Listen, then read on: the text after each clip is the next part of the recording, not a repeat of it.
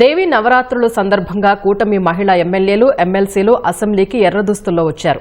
నవరాత్రుల సందర్భంగా రోజుకు కలర్ కోడ్ డ్రెస్తో అసెంబ్లీకి రావాలని మహిళా సభ్యులు నిర్ణయించారు. ఇవాళ గాయత్రీదేవి అలంకారం సందర్భంగా కూటమి పార్టీల మహిళా సభ్యులు రెడ్ కలర్ కోడ్ దుస్తుల్లో సభకు వచ్చారు. మన సంస్కృతి సంప్రదాయాల గురించి మంచి సందేశం వెళ్లాలని డ్రెస్ కోడ్ పాటిస్తున్నామని హోంమంత్రి వంగలపూడి అనిత తెలిపారు. రాష్ట్రాన్ని చల్లగా చూడాలని దుర్గమ్మను వేడుకున్నామన్నారు. దుర్గా నవరాత్రులు ఎంతో వైభవంగా జరుగుతున్నాయని ఎవరికీ ఎలాంటి లోటు లేకుండా ప్రభుత్వం చర్యలు తీసుకుంటోందని వివరించారు.